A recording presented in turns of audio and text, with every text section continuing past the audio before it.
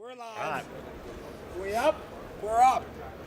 Guys, welcome back. FDIC 2022. My voice is almost gone. If I make it through today, I'm going to be happy. Well, I'll be amazed. We're in the booth at Mercedes Textiles, 4950, 4951. If you're at FDIC, come over. We got a lot of giveaways. We got a hot open mic tonight, or today, from 11 to 12 and from 3 to 4. We're going to have a bunch of great guys come through the booth. We're going to talk everything from firefighting and everything happening in the culture and what's going on at the show to what's happening on the street. Rob's joining me again in the booth. Rob, hell of a show. This has been a blast. I mean, this is the FDIC that I have heard about from the old school people. Yeah, and the energy here at the show has been fantastic. It's been really good, but listen, man, enough about us. I got somebody here that I've wanted to meet for a long time. We've met a few times now, but never had the chance to sit down and BS and converse, and it's nice to have you. Curt Isakson, pleasure. Thank you so pleasure. much. Thanks for letting me be here. This is cool. It is very cool. Yeah. And I think that's what we need more now than ever, right? We need excitement and energy in the American Fire Service. I think you're doing it. Let's talk about it. 100% he's doing it. Well, I hope I'm impacting people. You know, at the end of the day, this job is about, service delivery. Life, is first over property. And at the end of the day, obviously, we want to love what we do for a living, love our job. I like to go to fires like anybody else. Absolutely. I don't wish for anybody's house to catch on fire. I just want to be on duty when it happens. I want to have the ability to have a battalion, a box alarm assignment that can provide the best service, saving lives, saving property, but also have a culture that we enjoy what we're doing.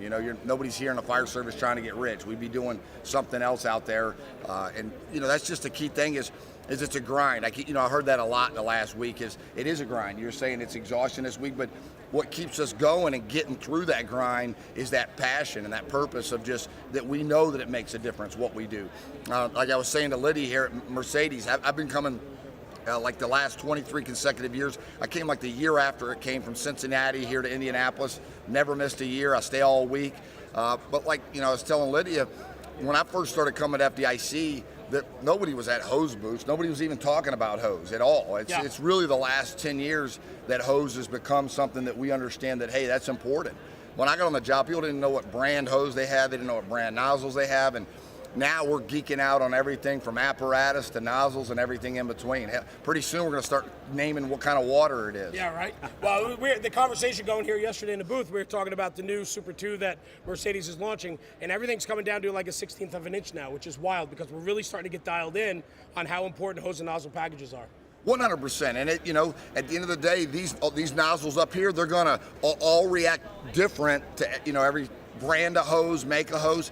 And what I'll tell people is, regardless of what hose company it is, at the end of the day, every hose company has to provide a bottom entry-level hose, and they got to have the top. It's just like, do you want to buy the high country Chevy truck or do you want to buy the SL? I mean, what kind of rims do you want? Do you want the sunroof? And so I tell everybody when they ask me about a hose company, I say, here's the deal. You got to decide how much you're willing to invest in that line that's going to provide the ultimate water to equalize and create, livable space on the fire ground, in the fire building.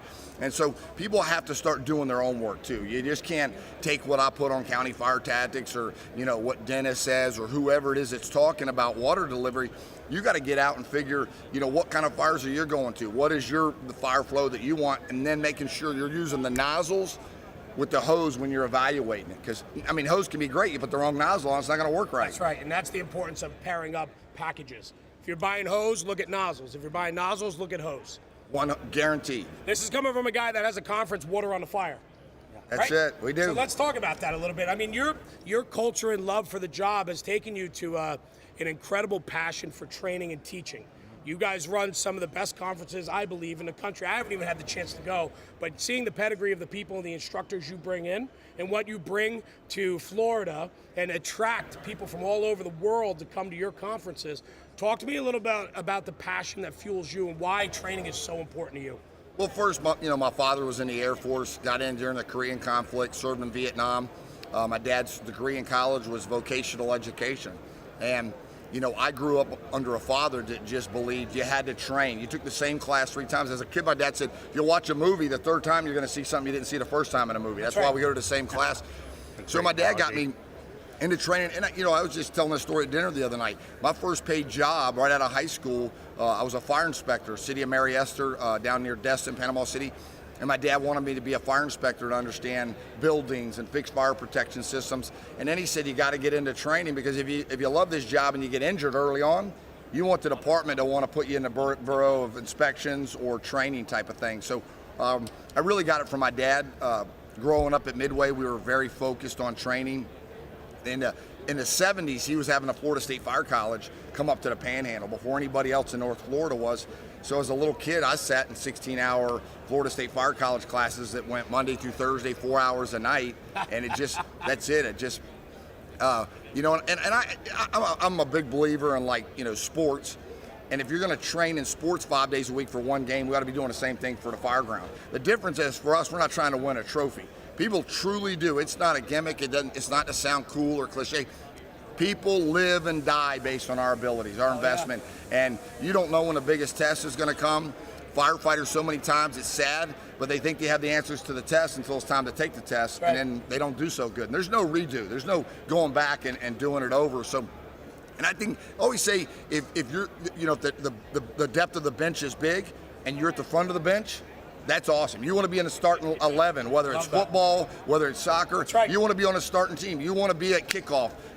And that's what it is. You've got to invest in yourself. And in this job, more than ever before, if you're good at it, then you're going to love it that much more. And to be good at it, it's not about being better than anybody else. It's just putting in the sets and the reps. So when it's time, whether it's getting on a roof and cutting it, or making a push, or doing a search, or throwing a ladder, you got to make sure that you've truly put it in there so there's confidence at 2 o'clock in the morning or 2 o'clock in the afternoon. I think of what you told us when I was down at ODP, and you said that Rex Morris is there, and he was just working that door, and somebody came up and they did it once or twice, and then after that they was like, oh, we're good.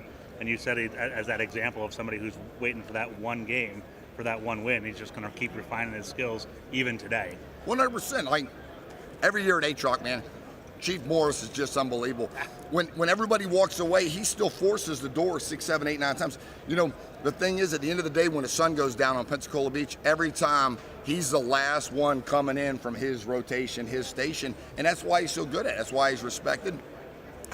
And everybody needs to try to be, and I get it, not everybody's side job's the fire service, and I have more of appreciation now than I ever have for what I call the shift firefighter, the one that when they're on duty, they're into the job, they make the best of it, but on the side, maybe they inherited a carpet business or a roofing business, and that's what they do need to do for their family. I just ask, that as I become more emotionally intelligent, that at least invest in yourself when you're on duty. Read that article, get out, do a little drilling. I think everybody, when you're on duty for 24 hours, should get a nap in the afternoon. I truly believe that when you're working a 24-hour tour, but you also need to be putting an hour or two into getting whatever it is to make yourself just a little bit better. Well, the reality is this job can kill you, so why would you not want to be making yourself better to come home to your family and be there for the citizens at the same time? I mean, it's just... 100%. No, you're right. My life depends on it. My fellow brother and sister's lives depend on it. But I tell you, on top of that, the civilians' lives depend on it. Nobody wants to talk about it. It's taboo. I call it self-inflicted guilt, self-inflicted PTSD. Not that you don't have it from stuff that's legit, but a lot of times, I know for me, I've been embracing the guilt for 22 years from Maurice Bartholomew's, death and fatality, asking myself, what could I have done for all those months before, he died in a one-story ranch on a poured slab. I can't go back. All I can do is now hopefully motivate somebody else to put in a little bit more time of understanding when to search off a line, when to be on a line, when to flow water, when to vent, when not to vent, because, our lives do depend on it, but civilian lives, knowing when to go left and go right. You're going in the front door, and you go the wrong direction, you spend 12 minutes and you come back, and 3 feet to the right is an unconscious victim. You just left them in there 12 minutes. If you'd have just swept to the right real quick before you went left, and we're all taught that, but you got to have those reps where you don't slip. Can we talk about your commitment to the citizens? Because I think that's one of the things that I admire about your passion when you're teaching, is that you truly are putting the citizens first. And you talk about creating survivable space, and watching you at ODP this January, it was just amazing to see that. But where did that come from for you? Because you're putting them first, which is what we should all be doing. And unfortunately, there's some people maybe that don't think that. I don't agree with them, but kind of touch on that. Well, first I want to say, we say they come first, and at the end of the day, that's our objective. But we had some great conversations this last week. When we're on the fire ground, if a firefighter gets jammed up, they are going to be our top priority as a battalion 100%. chief. And I want to say that because we don't talk about that much. I'm big about it's worth the risk. but the worth the risk is really has nothing to do with me being in the fire service. It has to do with it's worth the risk for me to risk my life to save my neighbor, to save my fellow fire. Just whatever, just like anybody would do. Growing up in a beach town, a lot of civilians have jumped off boats that have nothing to do as first responders to save somebody drowning. So it's not about being all like burning your helmet up and all that stuff. Right. But for me, I'll tell you, and I'll look at the camera, I've experienced over 50 civilian fire fatalities. That's a lot of people putting body bags, and I don't work in some big city, and so growing up and being on duty with a large number of multiple fire fatalities, victim fire fatalities, is just driven me that we have to understand ventilation to be able to do it as soon as we can and how it's going to react on a fire ground, being better at search, being better at masking up, and that's because of those civilian fire fatalities. Early on, when I left Pensacola and went to Escambia County, we had 21 civilian fire fatalities in a little over a year. I mean, it's a lot of people dying in fire, so that drives me. And a lot of what drives my passion and my purpose is bad experiences. It really is. I don't always tell the world about it, but I have a lot of times I've told an example about going left, and then you find somebody to the right. That's me. I've done that before years ago, and so it just drives me to be better. I've been the one where I thought I was good at forcible entry, and you get to a mobile home, and it will sink you, humble you. It's not that door prop. So just those things, failure on a fire ground. Hopefully, if you care, if it matters to you, you're going to take that to just drive you to the next step. Well, and that's the thing, if it matters to you, right? Because that's going to force you to move yourself ahead. When you get your ass kicked on one of those jobs, you're going to come back bigger and better next time. You got to learn from it. 100%. And Chief Frank Lieb, after the bad fire in January, that letter he sent out to the department, the FDNY is here to win. I hope every fire department is here to win. I hope the American Fire Service is here to win the war against fire that's happening every single day across the country. You might not be going to a fire every day, but fires are happening all the time. Sure. And when Andy Fredericks did his keynote, one of the early years that I started coming here, he did an analogy where once there was no fires, there's fires now because it used to be farmland and now there's houses. They might not be burning like the 70s, but if that was a farmland, and then in the last 10 years they built 1,000 homes and you're getting a fire a year, that's fires that didn't exist in the 70s in that part of the country. Well, suburban sprawl, Absolutely. And I think too, I've noticed a trend of these civilian fatalities and fires that are not catastrophic. No. It's not a 6-alarm fire. It's a 1-bedroom, and they're trapped in the back, and they could never make it past that. And that's where they unfortunately expire, and their life ends there. And these are things that we can easily handle as firefighters, and we should be ready for that fight. 100%. It's back to the basics. Mm-hmm. They did a symposium back in the late 90s at New York called Back to the Basics. I still have that binder, and really nothing's changed since that, and that was like 24 years ago. It shouldn't be back to the basics. It should just be consistently the basics, getting the reps of how we're operating. Nothing cliche, nothing fancy, just getting that standard, stretching a line, forcing a door, doing a search, venting, and at the end of the day, do we have to be ready for a firefighter rescue survival? 100%. But we got to be in there to be needed to be rescued. Yeah. Curt, I got a question for you as a chief, a battalion chief. There's a lot of young people in the fire service moving up in the ranks, becoming an officer. What is it that you like to see in that new officer when you're working as a chief? Somebody that's disciplined. Obviously, they realize that they've yet to be to their worst fire. I think that's the most important. I've said that 1,000 times. You got to remember, you've yet to be to your biggest challenge. It's just coming. You got to know that no matter how much you win, you can lose. A lot of people probably not familiar with Tuscaloosa. It's a little small town in South Alabama. A guy, just a football coach named Nick Saban. They win a few football games. But before they lost this last season, he was on national TV basically predicting a loss. He was telling his alumni, he was telling his team, you can't get lazy. You can't assume. Our loss is coming. We've already won. Everybody on the news said, they won the last 23 games or whatever. And that's on the fire ground. Yeah. You've got to be asking yourself, when are you going to get stumped up? When are you going to miss a step? And that's what's got to just drive, whether it's Larry Bird or Michael Jordan or whoever, and talking about basketball or, Tom Brady, you should have that drive. All of us in the world of sports is like, he's already got this many Super Bowl rings. He doesn't care about that. No, he doesn't care. When they interview Nick Saban after a national championship, he doesn't even want to talk about the game he just left. He doesn't. He's like, here's the trophy. He's already thinking about next season. Listen, I don't care what I've done. It's what I'm about to do. That's 100%. Yeah, You know. I agree. Talk to me real quick because we're going to swap some guys in. I don't want to take up too much of your time, but let's talk about real quick. County fire taxes. What are you guys doing? What's coming up?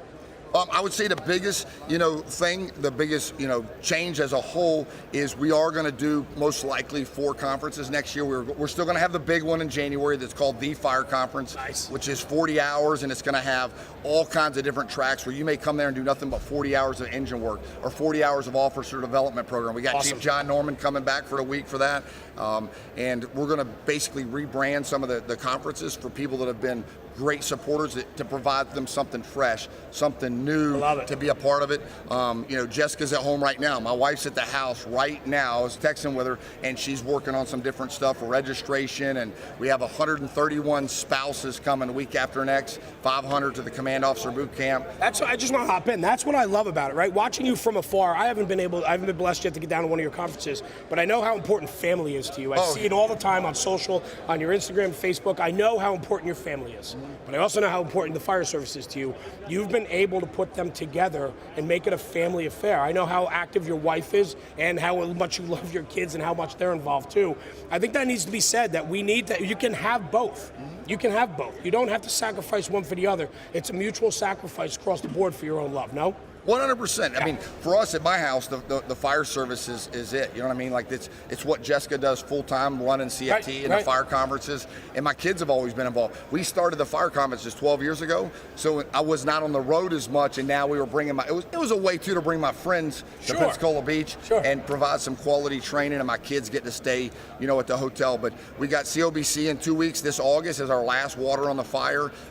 We are going to have a little bit of truck stuff so we can include Mike Champo and make him feel loved.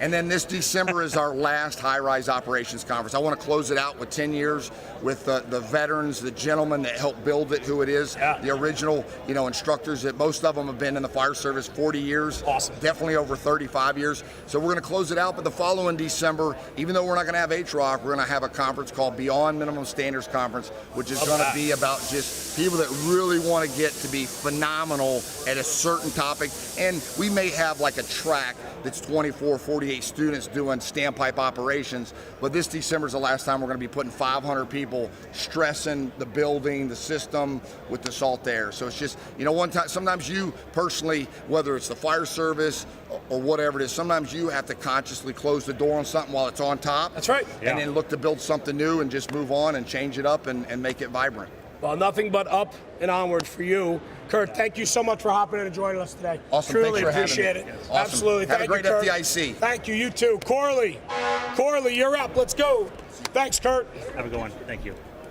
Get a picture. No worries. We're live, though. Let's go. Chop, chop. Hey, this guy is badass. Corley Moore's a scrap. Check out the scrap. Absolutely. The weekly scrap. Love it. That's what it's all about. I got Corley and Curt taking a picture with each other. The memories, man. That's what this is about. That's what this is about. Corley Moore. So this has been a long time coming. Corley is one of those guys that just has a real soft spot in my heart, brother. Thank you. And this is the first time we met was, yesterday, 2 days ago, here? Yes. In a bar. I picked you up. Yes. I bear hugged you, picked you up. I also got a little bit of a spin. Yeah, absolutely. You guys recreating Dirty Dancing or something? No, I wasn't that far, but I'll tell Sounds you, like man. it. Brother, I love what you're doing. Thank you. For those tuning in, for those that are watching here live, Corley Moore, the weekly scrap, Firehouse Vigilance. Yes. Wow. Dude, what a platform. And you guys know this, I think. I've told you this before, that National Fire Radio is one of the reasons, one of the inspirations for me doing it. That's insanity. That's what's really cool. Because I saw Rob in Portland. That's when I first was exposed to you guys. And it was very early on. Yeah. That's right. The Firehouse 12. It's been a short ride. So in a long game here, we're only about 4.5 years in what we do, and we are super blessed. And I'll say we because I'll speak for Rob on this, because we talk about it all the time about how fortunate and lucky we are to be able to build what we've been able to build. Absolutely. But what's so important is the relationships and friendships that we get out of it. Yes. The fact that we could have Curt Isakson here, we had Ray McCormick in here, Mike Champo, all the names, the people that are influential in the market. But here's what we share. Yes. We get to do the same thing. Yeah. right? So with fire, talk to me about the weekly scrap, man. If you're watching and tuning in now and you're not familiar with the weekly scrap, this is Corley's show. It's a live Facebook show, interaction where you take questions from the audience as the interview is going on. Tell me what why? What's your passion? Because you are constantly grinding and doing. I always tell people I am the absolute luckiest person in the fire service, period. Good level? No, you're good. And, just talk up and you're good. Absolute luckiest person in the fire service because I get to talk to the most passionate people week in, week out, and have a one-on-one conversation, interview with them, and then other people join in. And it's just, that's what drives me, is I am accidentally the luckiest dude in the fire service who gets to talk to these people. I don't think it's an accident at all, man. Yeah, it's hard work. It's hard work, Yeah. It's grind, it's your passion, it's your love. So the Weekly Scrap interviews guys from all over creation, but they are guys that are tried and true. Yes. They have a pedigree of street smarts, fire duty, and they bring something to the table. Oh man, and from the names everybody recognizes down to, someone will tell me about, you don't know this battalion chief from somewhere, and I'll reach out to them and they'll come on, and their passion and their their body of work speaks for itself, and what blows me away is every one of them's humble, Yeah. lack of ego, and they just want to make the job better, and that's, I think, is the whole reason for the way it resonates with the American Fire Service, is the guests' passion and lack of ego. But it should be said, too, that the Weekly Scrap is just one thing you do. Yes. It's one part of the Firehouse Vigilance, right? I mean, what you bring to the table with your dedication and leadership and management, right? Talk about what we're doing here at FDIC. Oh man, I got to teach for the first time ever here, man. So talk about it. What was the class? The class was down and dirty fireground decision making, and I was blown up. Because it's my first time teaching. Yeah. Here. Everybody's fear is you go to teach and there's Crickets. Your mom and your buddy in the room. But no, it was a good turnout. I was super proud. The crowd was super engaging and enthusiastic, and I was super humbled and blown away by how good it went. So, no, it was awesome. The whole experience has been overwhelming. So. It is, right? Yeah. It is, but that's the thing. And sometimes, though, too, it's kind of prohibitive for people to get here as well. This is a big expense. Oh. It's a big commitment to be able to get to FDIC, especially if you're not local. Right. And to make that trip out, it's an investment. But I will tell you that the reward is there. This show, what it does, not only just the training aspect in the classroom and the hot training, but also the camaraderie and brotherhood.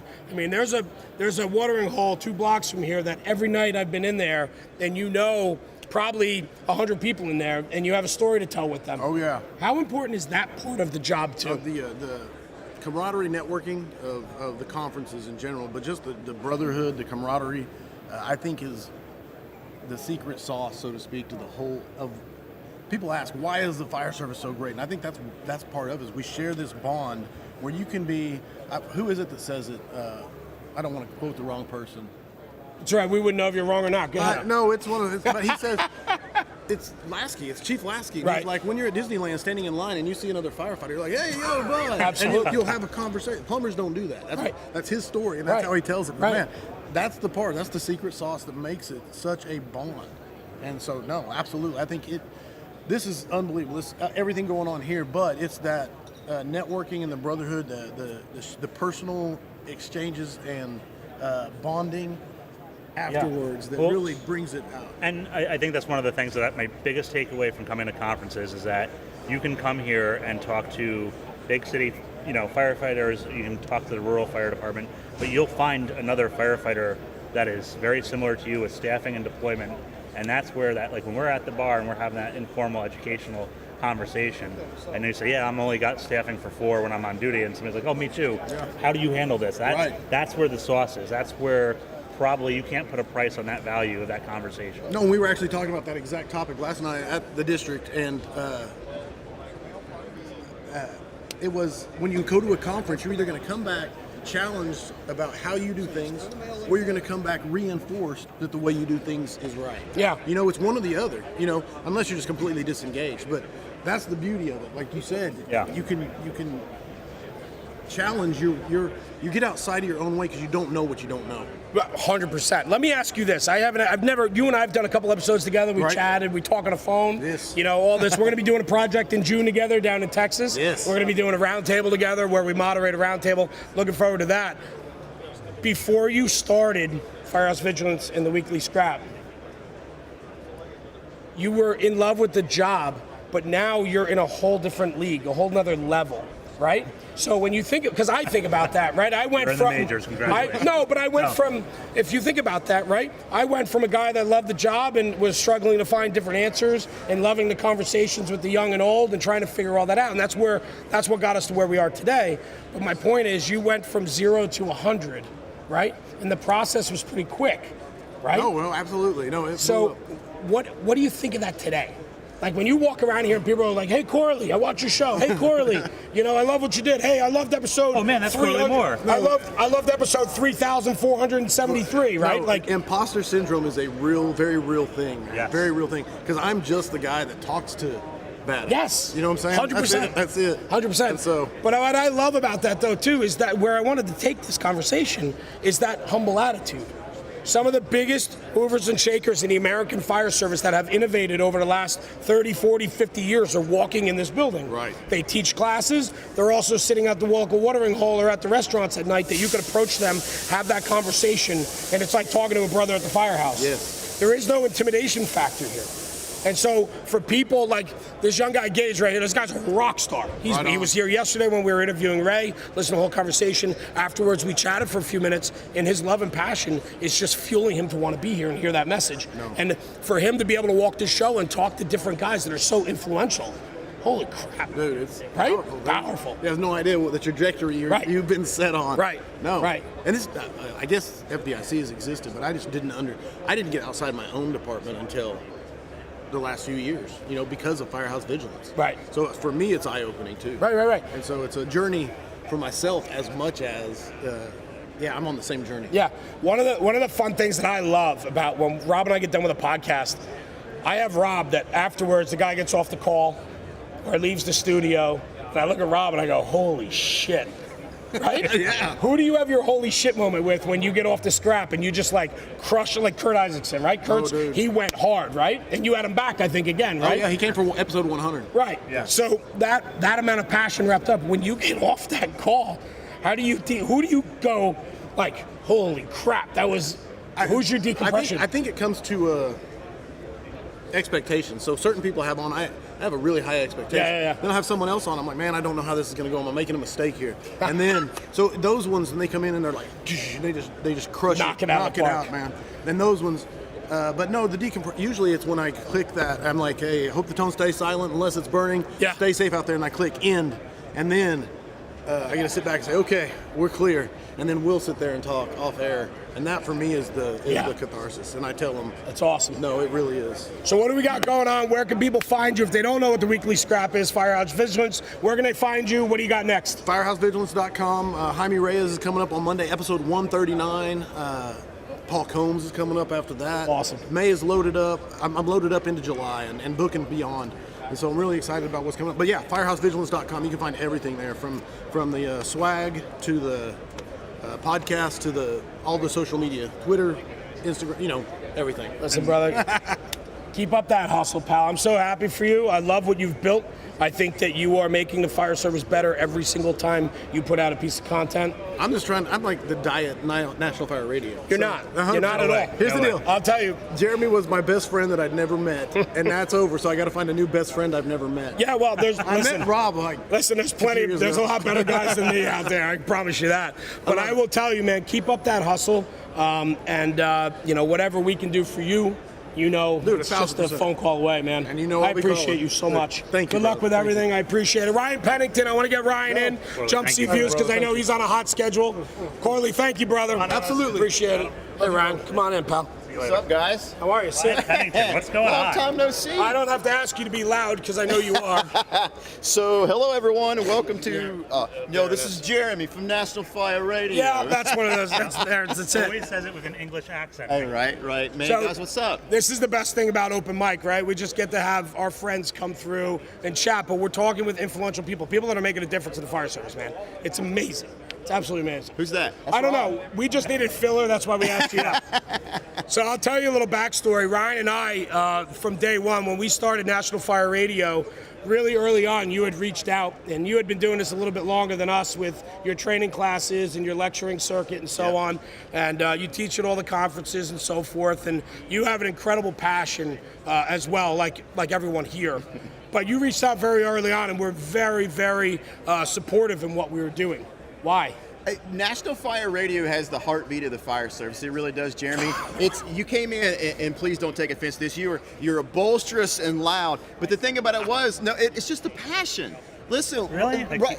Yeah, really, right? And the thing about it is, passionate people are driven to passionate people, and it is. And when you brought it in, you brought so many eyes to what we were doing already.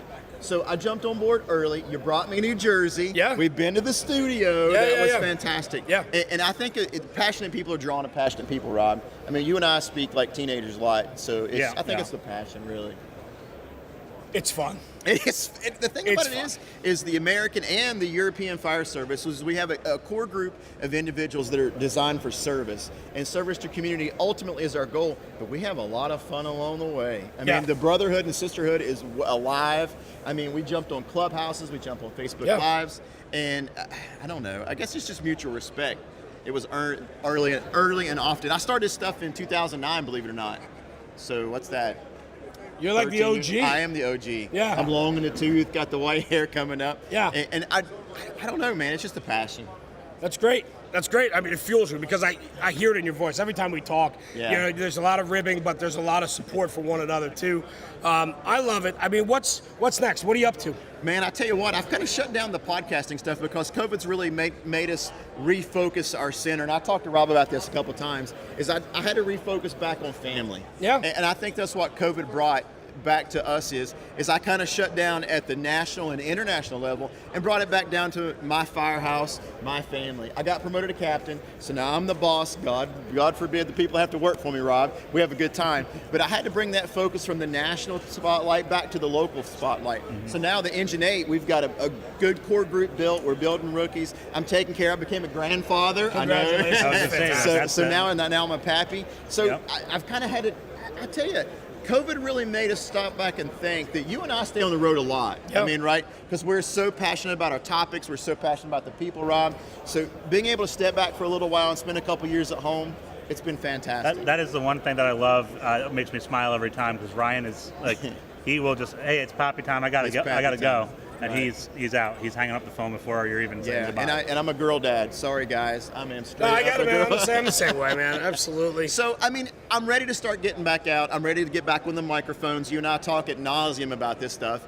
Listen, we're not flashing the pans. National Fire Radio ain't going nowhere. No. Jumpseat Radio ain't going nowhere. My topic of fighting fires in hoarding houses, we're not going anywhere. We're here for the long game because here's the thing. We want to share the brotherhood to sisterhood. We want to educate the brothers and sisters on the dangers of hoarding. We want to talk about apparatus innovation until we're in wheelchairs. I can see us doing bumper carts in the wheelchairs around here, right? How about it's just a matter of sharing what's good? Oh, yeah. I mean, that's all we do, right? Like at the Right. end of the day, I'm in love with it. I'm in love with the game. I'm in love with the Right. industry. I'm in love with the firehouse and everything that goes along with it. Why aren't we all? And if we can share that message and get people fired up over that, that's what it's all about, no? Yeah, no, my wife hates it because I'm out, showered up. I'm going into work an hour early with a smile on my face. She's like, what are you so happy about? It's like, man, I get to go ride the engine today. Yeah. And I mean, I'm just chipper in my step and pray to God the bell hits it as soon as I get there. So let's just go to jobs, right? I love it. Yeah, absolutely. John Haywick saying hi, telling us you're rocking it. So Hey, Chief, sorry you're not here. Congratulations, your retirement. Yeah. Another New Jersey Chief that's gone off into good things. And That's thank right. you, Chief. We appreciate it. Absolutely. Good. So, I mean, you got a lot coming on. You're coming Yep. back on strong. That's Yep. good because we need to hear your voice out there. Thank you. I have always appreciated your support. Talk to me about the gloves, too, because we're Oh. doing some giveaways, so I just want to get some attention to that. Please. All right, so in 2017, I got tired of going through fire gloves, right? I got tired of blowing through, not naming any manufacturer. So I said, hey, we can build a better mousetrap. So I reached out to some contacts in the industry, and in 2017, we started Vanguard Safety Wear, made for work. and it's just been a combination of passion, research, and burning a lot of stuff. First gloves were horrible. We're at 6 rounds in, and they're fantastic. I am completely biased. Hopefully, you're going to be completely biased. Yeah, I wear 'em. You've I been love wearing 'em. for a I while love 'em. now. Yeah. So it's a core group of a businessman, a glove design guy, and a guy that likes to burn stuff. So I mean, that was me. I'm the lead crash test dummy. Rob's in them. Rob's department's in them, and we got to thank the American Fire Service. And while we're into South America, which is freaking awesome, the gloves they're spreading out. So check us out at Vanguard Safety Wear. You got some to give away here at the Mercedes booth. Yeah. And we really appreciate the support. I appreciate you, brother. Thank you so much. I know you got to get running. Yep, Thanks for hopping in. Really good seeing you. Yeah, truly. It's headed out Ryan's to prom awesome. night. Always great. Good. Thank you, Thanks, Ryan. guys. Larry D. Camillo, I want you to get up here. Come on up, buddy. Thanks, Ryan. All right, man. Steve, you want to hop up here too? Let's go. Steve, you come doing, on up. Pip? Come on, we'll get. Morning, Rob. Come on. What's going on, Larry? How are you? Swap Come it on, out. you and me both. Come on, it's a hot mic. Sit down, will you? Let's Come go. on. Why Come don't on you over slide here. over and not make Yeah. it inconvenient All right. for You can sit. Why don't you sit on my lap? sit next to me, Larry. I All like right. you, Rob. So listen, I love this, man. These are two guys that, well, one guy is near and dear to me. The other guy I'm just getting to know a little bit better. You're not gonna like him. You're not gonna like He didn't like me on day one. So Larry D. Camillo, chief of department down in Stafford, Texas, retired out of Houston. This is where the relationship comes with Steve. Steve Sanguedolce from Affordable Drill. Did I say it right? Yeah, you're close. You're I close, know. man. I'm You're trying to get getting that better. roll. You're getting Yeah. better. No, Close okay. enough. Come on. Steve is the owner, proprietor, operator of Affordable Drill Towers, and you have your hose card outside. I do. Yeah, we'll talk about that a little bit and so on. But you guys have a relationship which is fun, and that's why I kind of want to bring you up here because I know not only did you work together in Houston in '68, but you also are friends, which is fun, man. His friends. Yeah. Friends. And we'll go with that. Yeah. So, Steve, let's start with you, man. You and I've developed, again, you were a strong supporter of National Fire Radio, and I appreciate the support for the platforms and our friendship that has developed out of it, man. We just got done with the Joey D. Memorial Foundation training session, the first training conference in Texas a couple weeks ago. It was good. Talk about that a little bit. Talk about why you're so passionate about funding and supporting causes like that. Yeah, the whole event of Black Sunday it was catastrophic, Right. So the Joey's family, Chief DiBernardo, Mrs. DiBernardo, just amazing people. Jeff Cool and his family are great people. So being able to give back to that foundation is it's near and dear to the heart. Yeah. Joey was an instructor at the Suffolk County Fire Academy. That's where I got my start in '84. That's awesome. There's a connection, so right? There's a connection. Same age, both grew up on Long Island. So there's something there. And knowing Jeff, being friends with Jeff and Kevin Yost, these guys are amazing. Their hearts are in the right place. They're doing something. All the money is going back to the foundation. Yeah. So how do you not help out? I agree, right? and you are a very giving and generous individual. I've seen it in a lot of different programs and things and sponsorships that you offer. And trust me, man, I appreciate that. I think that you are just an incredible person who is so in love with the job. And you retired off of the job, but you want to be back in so bad that you're doing everything you can to hold it together. I love it. We still play, man. We still have Hell a yeah, good time. man. Absolutely, you're supposed to. Yeah, For yeah. sure. Larry, what about you, brother? You and I, we got to meet. First time we met, we couldn't stand each other. We're now friends. I think so. I think so. Back 3 weeks ago, we became friends. Was it? You said 2 earlier. All right, man, 3. I'll give you an extra A week week on and a that. half. I thought it was a week and a I half. He's calling me appreciate Jay now, so Yeah. he learned that the people that really know me go by Jay or JK. I didn't know kinda we don't know each other. I didn't know that. Actually, I'll tell you why. Because professionally, for National Fire Radio, for business and all that, I go by Jeremy all the time. It's only like personal childhood friends and guys in the firehouse that call me Jay. So anyway, but I would rather you call me Jeremy anyway. I want to But make you crash the car in Pennsylvania. Rob calls me Jeremy. He doesn't call me Jay. Yeah. So, but anyway, Larry, Stafford, Texas, retired out of Houston. I know, let's talk about apparatus. You've been on our show. I still got to get Steve on the show. Steve's never even been on our show. He is today. Yeah, well, this doesn't count. Virgin, man. But Larry came on, and Larry's very passionate about truck work. 68 Trucking is your handle on Instagram, so you certainly have a passion for truck work. Sure. Steve was the chauffeur down there. He'd Yeah. put that truck anywhere to get you guys to the roof for sure. Absolutely. Talk about that culture, how important truck work is to you and why. Truck work to me is one of those things. I'm a big believer you don't need $1 million fire truck with a ladder on top to do truck work. It still has to be done, but I think that oftentimes the culture and the mindset is that a ladder truck shows up and unfortunately it's just an engine with a ladder on top. We have to try and change that. Truck work gets done at every fire we do, whether it's ventilation, forcible entry, salvage and overhaul, search. It has to be done. And I think that if you truly want to adopt that culture, if you want to believe in it, You have to support the personnel with the equipment they need, the policies and the guidelines to allow that to be done, and then you have to let them do their job. I'm very proud of the company that we run, a dedicated truck in the city of Stafford, and those guys are all about truck work. We even call it Truck 21. We want to instill that mindset because the personnel on it will work and make sure that it's relevant. I'm a big believer, and I said it at the Joey D, of always be relevant. And when you show up on the fire ground, the first step in relevancy is making sure your apparatus is positioned to be utilized as a truck. Even if you're going to stretch hose off of it, if it's a quint, it's got to be spotted for the aerial. You have to be in the mindset that the next step may be truck work. It may be access, it may be VES, it may be roof ventilation. So I just believe that it has to be done. I took over as the truck chauffeur at 68s on the A shift after Steve left, and he helped instill that mindset. He was the first chauffeur I saw in the Houston Fire Department that kept his quick hitches next to the door on the truck. He's a driver, but yet he's doing that. So when I transitioned over, I was a big believer in throwing my stuff on and going with the crew. Anybody can stretch a cord reel off my rig. It doesn't matter. They can grab a light, they can grab a tool, but I just believe that, especially on a 4-person or a 3-person company, everybody's work. And there's nobody that has the task of just getting from point A to point B. You have to be part of that belief system in that company. I love where I got a chance. Steve took us down to 68. Mo Davis, that's Mo Davis, district chief of 68, and we spent. Oh my God, great crew. He's one of my favorite people in the world. Yeah, truly. Has an incredible heart, and his passion for the American Fire Service is bigger than probably anyone I know. I mean, the guy is just incredible. But we went down, and I got to see the culture firsthand in 68s. It was B shift. So, doesn't matter, Larry. I'm telling you, it could have been. Listen, it didn't matter. You know, agree. if that's the thing, it's B shift, and that's as bad as I got in that house. Let me tell you something. No, they're squared away. That's what I'm saying. Absolutely. Like, and truly, I'm jesting, but the culture there and the passion and drive that they had in that house was unbelievable to see firsthand. That's a good thing about making fires. That's a busy firehouse. Yeah. So when you're making fires, you know, day in, day out, almost every tour, you've got no chance but to be good friends, become brothers, sisters, and you could tell pretty quick if you don't fit into that culture. Yeah, for sure. Steve, talk to me about affordable drill towers a little bit. I mean, that's your passion right now, and then you have your hose carts that are out there now. Look, give me a little summary about that so everybody learns about who you are and what you do.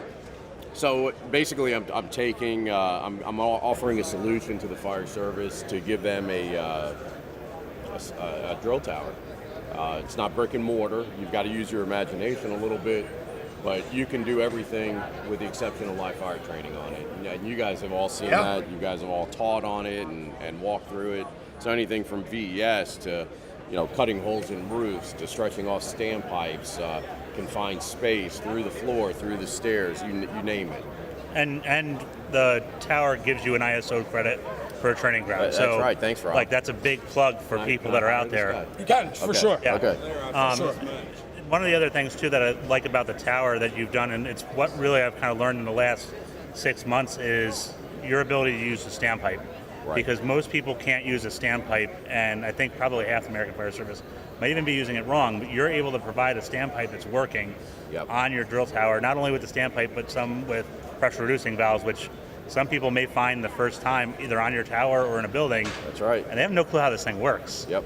So somebody like Matt Rush comes along with you a lot, and he's able to kind of plug that and go through and make sure that we understand how to cope with that as a fire service. But it all comes down to your tower having that option. And plus, you've just built a really good prop to kind of take that to the next level. Hit on that a little bit. So the affordable standpipe prop is narrow enough you can roll it into a classroom, into a door, through a doorway. So you could talk about pump theories and how standpipes work, NFPA 13, NFPA 14. Talk about the systems.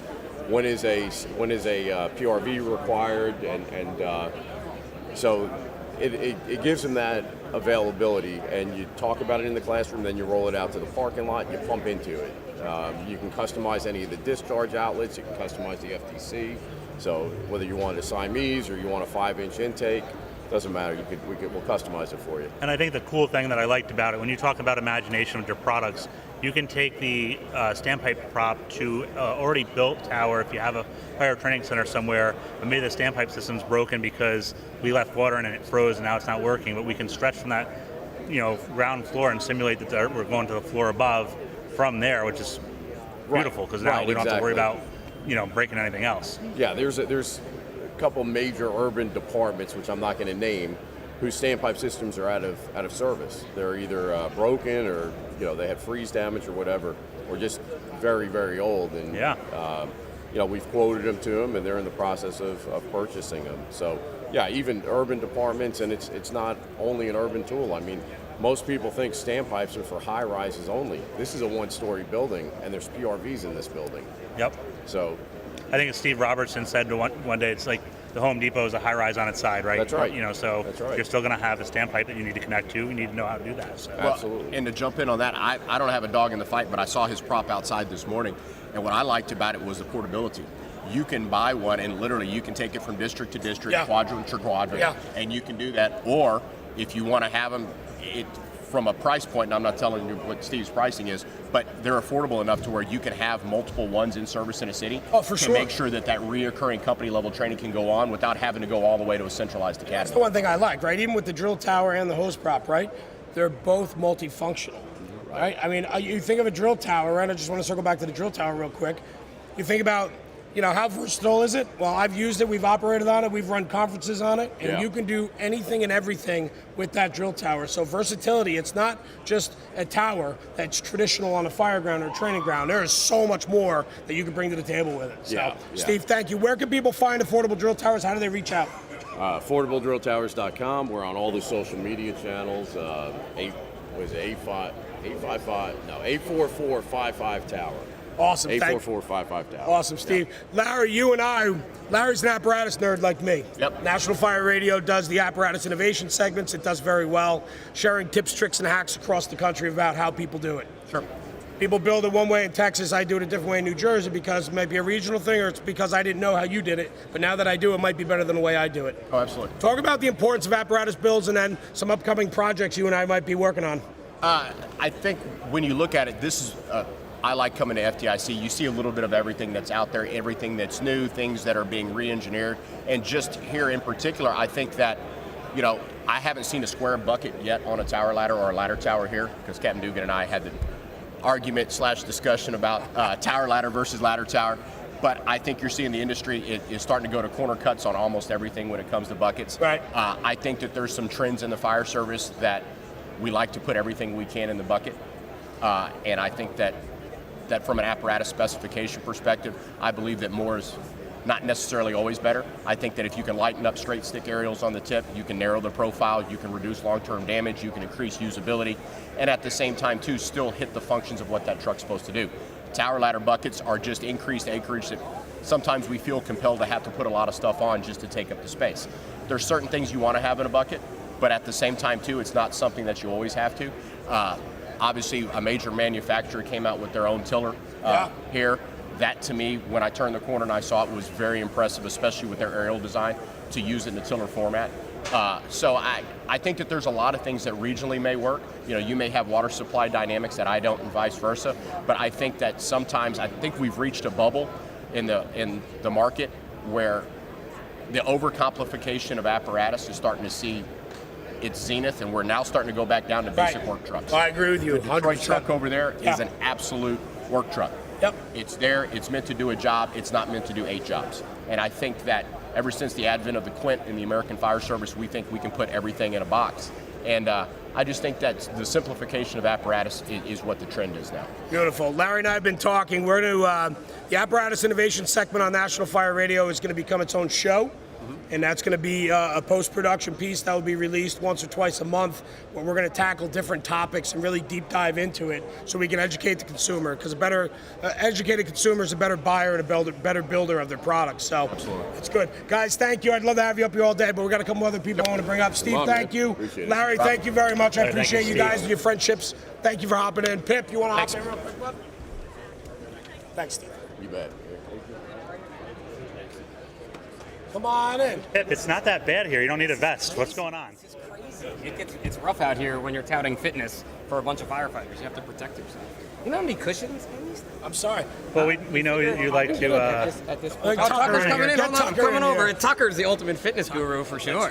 Tucker's coming This in. is old school. Am I in frame? Like, You're can in you see frame. me You're good. frame? Right here. You can look That's right there. camera 7. I don't know what that is. This is so So, high-tech. it is, right? Unreal. Well, like, without- the tripod's Listen, not I do being have- taped up like it used to be. I do have to say, 1, I'm twice the size of you on camera. 2, Yeah. without Chris and Sebi around the curtain, they're like the Wizard of Oz. They're behind the curtain. They're behind the curtain. Yeah. They're like smoke and fire. Like they make it all happen. Dude, they're like, we can put you on the internet right now. Go do a workout. I'll put you on. I can stream you. I'm telling you, without them, I'm nothing.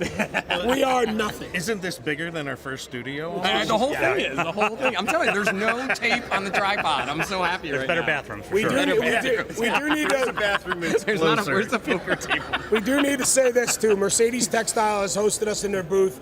They're an incredible partner, and we couldn't have done this without them. And we appreciate them giving us the real estate. We have a lot of giveaways from different vendors and so on. Gage, I want you to come up, grab this tin from Taylor's Tin. I want you to have that, my man. Thank you for hanging out today, and truly appreciate you being here.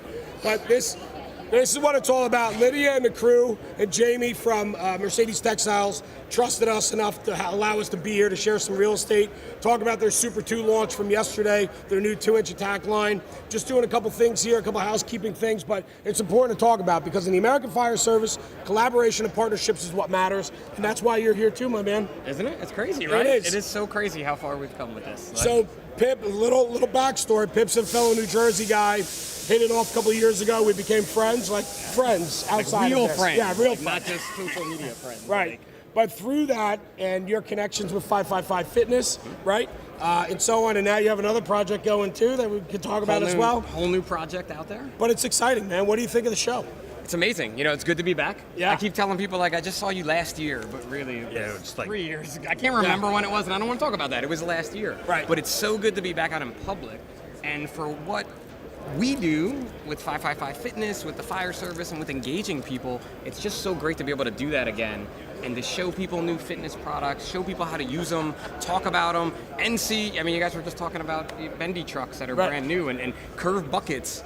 I love a curved bucket. Right. Like, that's how it should be. It should be a curved bucket.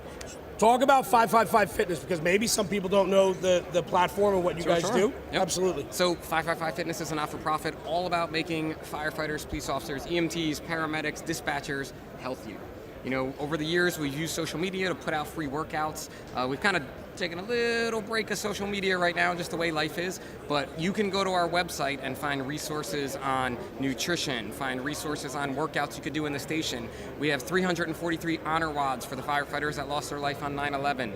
All our info is there. In our almost 9 years now, which is crazy. It's crazy to say we're almost at 10. Yeah. We've given just over $100,000 worth of functional fitness equipment away to fire departments, police departments, EMS departments worldwide. I actually just met one of them here. That's cool. Right before I came over, the department in Indiana, whose name I just forgot. Clinton, Indiana, maybe. We didn't get to meet because it was the pandemic. So we're putting that fitness equipment into their firehouses because maybe they don't have the budget for it, you know? So we're hoping to get back live with that very soon. Like next week. How many different products do you have now? Well, there's a few different things we talk about. When we talk about some No, but different I mean, products, as like far for the Bullit, weights which is new. You know, new company that I'm out there with now is called Bullit-USA. Right now we are up to 3 different products. I'll have two different styles of Brand new sandbags. launch. Brand New new company. launch. This is our first venture out. You know, brand new tactical weight vest.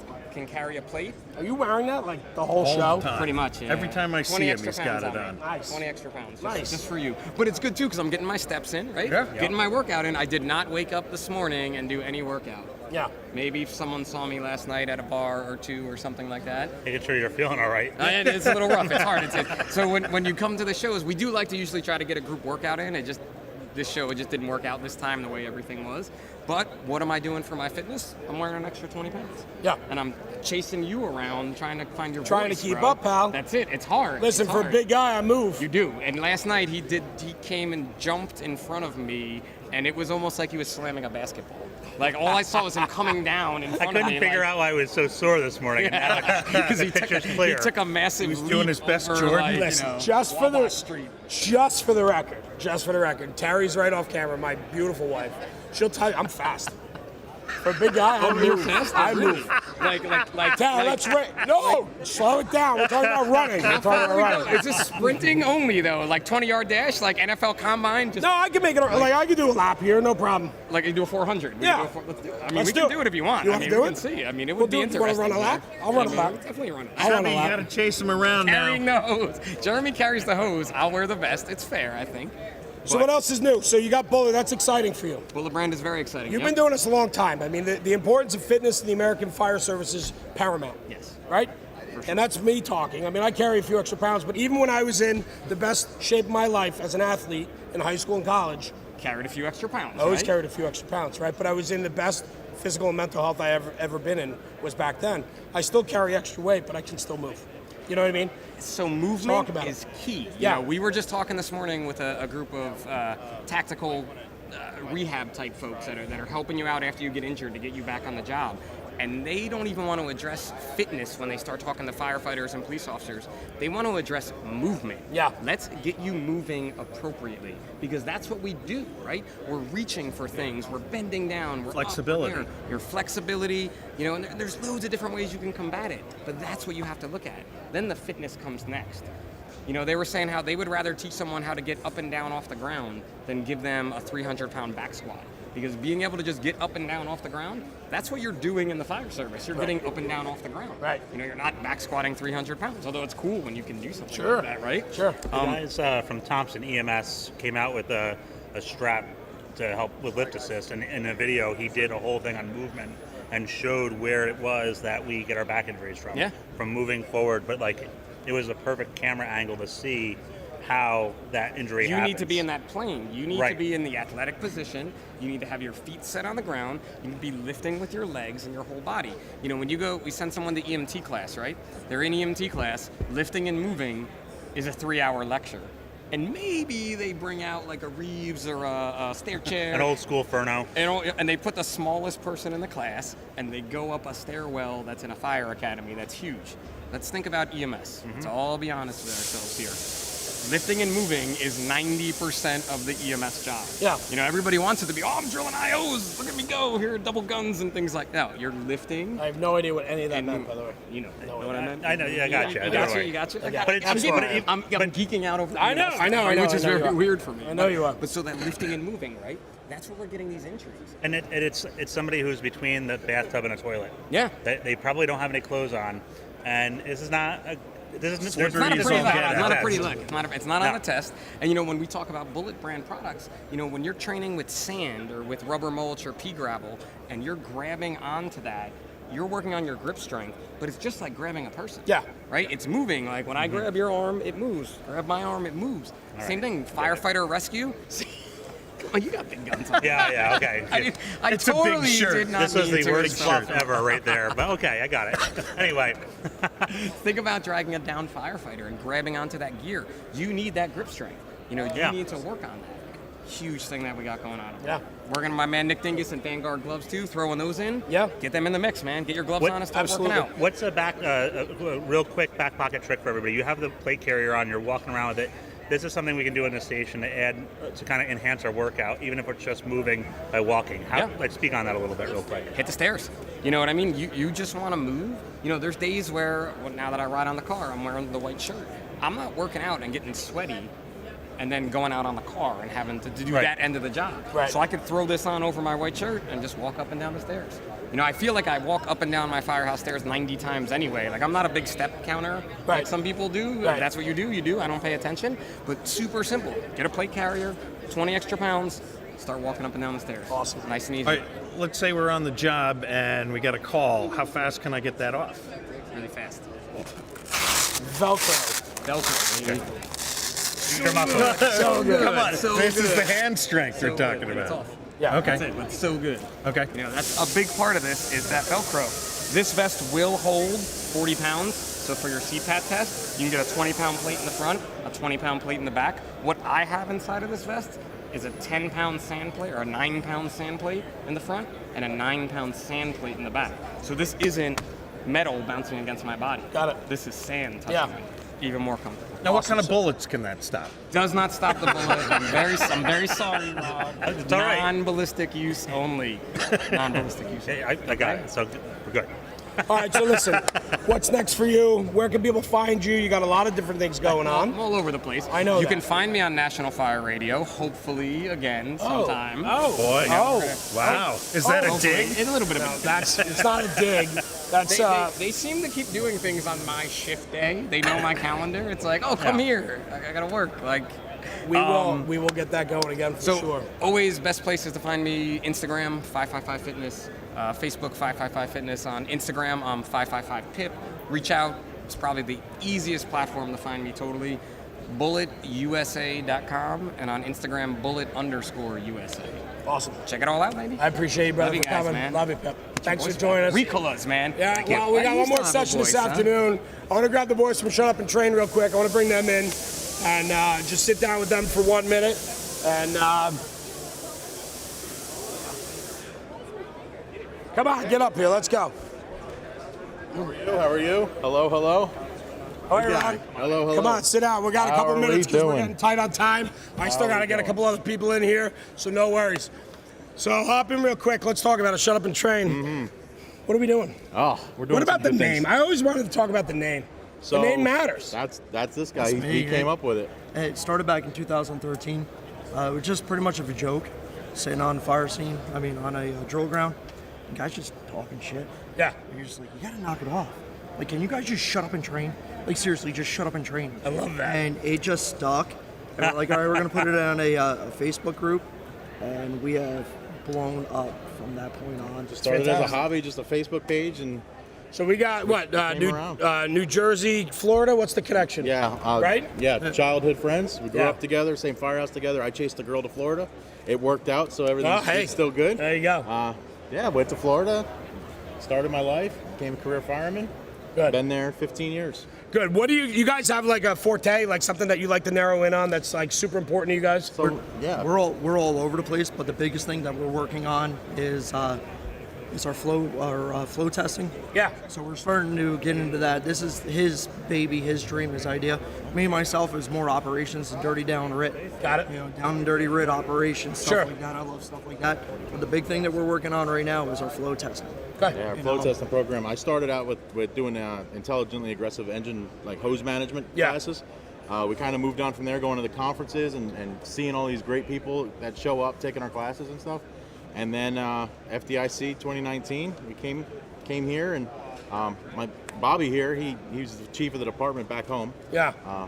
Unfortunately, ran through a LODD a couple years back, but just understanding from the guys in the department of how the NIOSH reports work and the investigations and the attorneys and everything. Me being an engineer at the time, we just figured out that if you don't know the actual numbers of your flows, you can get in a real big jam, both Yeah, liability-wise for sure. and guys on the fire ground.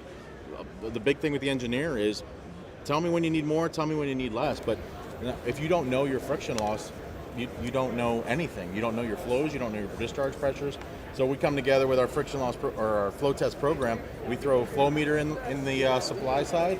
We put our inline gauges in your attack lines 100 feet apart to actually know your friction loss.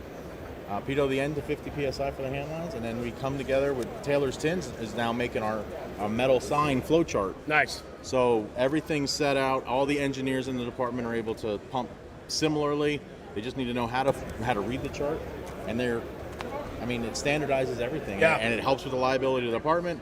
It's the NFPA 1962 actual systems test, which NFPA recommends, but ISO doesn't require. So if ISO were to ever require it, everybody would need to get it yearly. Yeah. That's kind of where we come in. We do that flow test. We teach them how to do it themselves if they ever want to do it themselves, and we're always here to help. Super important topic, not being done enough. I mean, when we talk about the company chauffeurs, the engine company chauffeur, too often we put typically it doesn't become a craft or an art, and it should be, right? We usually take the guy that, hey, hop up in the seat today, and give me more, give me less, like you said, sure. and we take for granted that they're going to get you the right water, the right amount of water. We talked about it the other night about making that push and not being able to make the push because you just don't have the right selection or the right amount of water coming through that line. Mm-hmm. Well, I Get your wonder ass kicked. how much firefighter folklore that's out there of bad information that's passed down comes out. Like, oh, yeah, like somebody got a number and that's just what they've always heard. Yeah. It's like, no, yeah, we pumped that at 100. That's fine. It's more than enough. And you're like, It's good enough isn't always good enough. That's right. this is an automatic nozzle. What are you talking about? Why is that here and what are you doing? And what stuck with it too is it's tradition. We've always done it this way. We've always done it this way. This is how we always pump the truck. You got a new engine. We always pump this line this way. We take that out of it. Takes the dogma out of it. Yeah. I love it. Guys, thank you. We're very pressed for time. very I much. appreciate I'm it. so sorry Bobby to go and Ron. over. No, man, Thanks for having you us. didn't go over at all. Thanks for having I'm us. sorry I'm rushing you by wishing. Real quick, before you cut out, where can people find you? How do they get a hold of you if they're interested to talk to you guys? Instagram, Shut Up and Training Fire on Instagram. That's our big thing. So you go over there. All of our Facebook and all of our information on there, our website, our emails, everything on there. That's where you guys go and get a hold of us. Instagram is our big thing right now. More importantly, for the rest of today, we're going to be outside at the flow zone. So we're going to be out there doing a flow test demo if anybody wants to come out and take a look. Awesome. Great. We're leaving here and going Thanks, there. guys. Appreciate you coming in. Truly. Thank you. Katelyn, Sarah, come on up. I know you've been here. Thank I'm you, so guys. sorry. Take it easy. Enjoy It's the one rest of of those the show. things, just trying to get you guys in. Hi, how are you? Hop in. Hey, Hi, Sarah, how Rob. are you? Good to see you. Hop in. It's nice to be Sarah. on Go round here. out. A pleasure. Sarah, don't leave me hanging. That's okay. This is fun. Met you guys yesterday. You know, we are apparatus guys too, right? National Fire Radio, and it's fun to have you guys here because when you guys break every stereotype when you come to a fire show. You know what I mean? Yes, we do. Which I love. So you guys are with Polytech America, That's right? correct. And you guys make bins. Or why don't I let you talk about it? Please, Yeah, I'll save my absolutely. voice. So we are second generation owners, along with our dad, Ken, who's first generation. And basically we make innovative mounting solutions for your tools that expand, a wide range. And what sets us apart from other mounting companies around here is that we are very tool specific, which helps our firemen a lot who are trying to access their tools fast. Sure. And it's very safe. And then another thing that sets us apart is that we use plastic to mount your tools, which sometimes might turn people off because they're like, oh, plastic, might not be as, but plastic is flexible, it's strong, it's durable, it chemical resistant, avoids degradation, and it's gonna prolong the life of your tool. It's not gonna, scratch it or damage it, and that's just one main focus that we're trying to. Well, figure I would out. have to imagine too with plastics, like we're looking at a change in extrication technology, Yes. right? So I get something from you that's like old school, now new technology comes out. Yep. It's got to be a lot easier to go and get some plastic rebuilt and reshaped and remolded for the fire and truck than if there's metal. a little scratch or something in it, you can easily buff it out. Yeah. Which one of the products we do offer is rub rails. So we just offer lengths. Yep. And so our hottest product actually, and why we're here today, is our tilt and deploy mounts, which house all of the extrication tools, which range from all the major brands. So we're kind of like Switzerland here, and they're all tool specific. So between the cutters, the spreaders, the combis, and the rams, they all have the perfect home that's going to protect your tool and allow you to grab it if and when you need it. We have featured the tilt and deploy bracketry on a lot of our posts. That's how we got to know each other, just through social media. This is the power of social media. It's getting to know different people, instructors, companies, manufacturers. You guys put out a very good product, and when I see it, it makes me smile. That tilt and deploy for your extrication equipment is it's a top-notch mount. Yes. And we talk about it often. So what we're going to do when we start the apparatus segments down the road in the full length, I'd love to feature you guys on one and maybe come to the shop. Yes. We'll see the manufacturing process Come see and our talk about home. the product. Yeah. For sure. If you think this is innovative, our shop is, that much more innovative. Awesome. And people You- come in there, they think they're in, a space station or something. This is in Connecticut, right? Yes, we're in American-made Connecticut. product. Yes, Hardwood. made in the USA. Proudly 100% made in the USA. Awesome. Yes. Yep. Good. Well, I appreciate you guys. I'm sorry you waited. This has been one of those crazy days. It's okay. But it was an absolute pleasure meeting you guys, and look forward to working with you guys some more on some future projects. Absolutely. And we're happy to be here also at FDIC. We're over in the SVI truck. Yep. The early fire We've got truck. some Our mounts tilt and here. deploy is out there, so please go check it out. Yes. Yeah, we're there's some also- physical products here that you can go check out. We're also in the EVI section. The Paratech strap mounts are beautifully mounted on the lime green fire truck. You Yes. can't miss it. I miss the got lime to see green that the truck. other day. I took some pictures of that. So Yep. awesome. It's- Yeah. I love you guys. Yeah. You finish each other's sentences. This I mean, is we're twins, if you so- couldn't tell. This is so awesome. I'm just sitting here smiling. I love it. When I met you guys yesterday, it was so fun. I walked away with Terry and I was like, man, they're great. Man. You guys, tons. Like I have energy. You guys have energy. I love try. it. So good. SVI, EVI? Yes. Yep. SVI and EVI. Go They check got their them out. products in those trucks. Go check it out. Yeah. Apparatus innovations is an important topic for us at American Fire Radio, National Fire Radio. Fire Radio, yes. American-made product. Katelyn, Sara, thank you for joining us. Problem. Polytech Very nice America, meeting you. check them out. Yeah, We thank you so appreciate the much for having support. us. Yeah. Absolutely, guys. Thank you very Find much us for on hopping in. Instagram, and our new website Yes. is launching, polytechamerica.com. Yes. Sarah's good. Sarah's good. She's not Yeah, I won't missing a beat. Thanks, guys. I appreciate you you so stepping in. much Yeah, for your of course. Of course. Great. Thanks, Jeremy. Good. All right, what else? We're good. I think, Rob, we got to wrap. We're over do. time. We are We're over going to be time. back live at 3 o'clock doing the same thing again, having friends and guests in the Mercedes Textiles booth, 4950, 4951. Come join us. Come see us live. Tune in live. We've had a hell of a time. Make sure you take a picture with Dave Quick. He's an expert here. Come see him at the booth. I mean, the guy's a rock star. So, What about Kevin? I mean, nothing like making a guy feel bad, right? well, Kevin's comfortable on camera. Dave, though, he just wants to meet people. That was Rob. All right, listen, guys, thanks for tuning in live. We're going to come back at 3 o'clock again from Mercedes Textiles booth at FDIC 2022. Thanks for tuning in. We'll see you in a little bit. Thanks for having us. Giveaways to come. Come to the booth. We got plenty of giveaways to go at 3 o'clock. Thanks for seeing you. Thanks for seeing you. Thanks for seeing us. We'll see you later. I'm done. See ya.